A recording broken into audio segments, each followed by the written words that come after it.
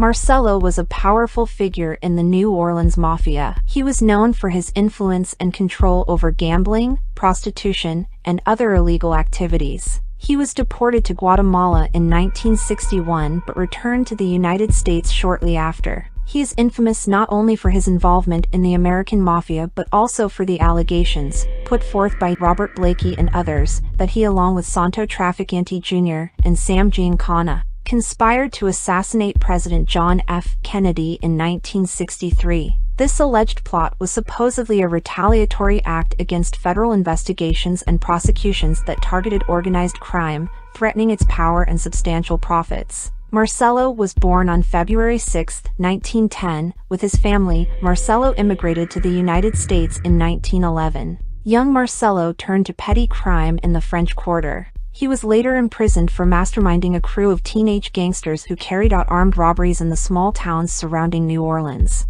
At the time, local newspapers compared him to the character of Fagin from Charles Dickens' novel Oliver Twist. This conviction was later overturned. However, the following year he was convicted of assault and robbery and was sentenced to the Louisiana State Penitentiary in West Feliciana Parish for 9 years. He was released after 5 years. In 1938, Marcello was arrested and charged with the sale of more than 10 kilograms of marijuana. Despite receiving another lengthy prison sentence and fine, Marcello served less than 10 months and only paid a $400 fine. On his release from prison, Marcello became associated with Frank Costello, the leader of the Genovese crime family, in New York City. At the time, Costello was involved in transporting illegal slot machines from New York City to New Orleans. Marcello provided the muscle and arranged for the machines to be placed in local businesses.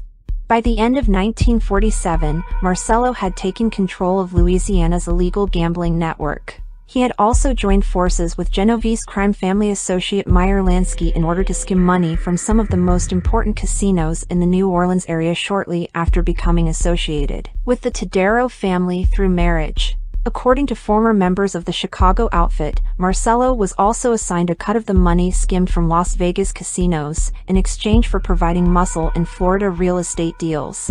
By this time, Marcello had been selected as the godfather of the New Orleans Mafia by the family's capos and with the approval of the commission after the deportation of his predecessor, Silvestro Carolla, to Sicily. In a 1975 extortion trial, 2 witnesses described Marcello as the godfather of the New Orleans crime syndicate.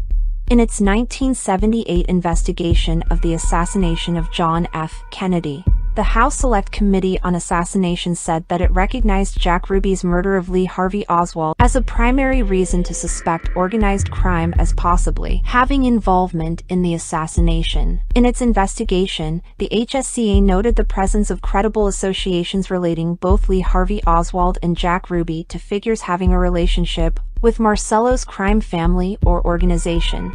Their report stated, the committee found that Marcello had the motive, means and opportunity to have President John F. Kennedy assassinated, though it was unable to establish direct evidence of Marcello's complicity. Early in 1989, Marcello suffered a series of strokes. In July, in a surprise move, the 5th U.S. Circuit Court of Appeals threw out his Brelab conviction. One judge denied this reversal, but his decision in turn was overruled. In October, after having served 6 years and 6 months of his sentence, Marcello was released. Carlos Marcello died on March 2, 1993.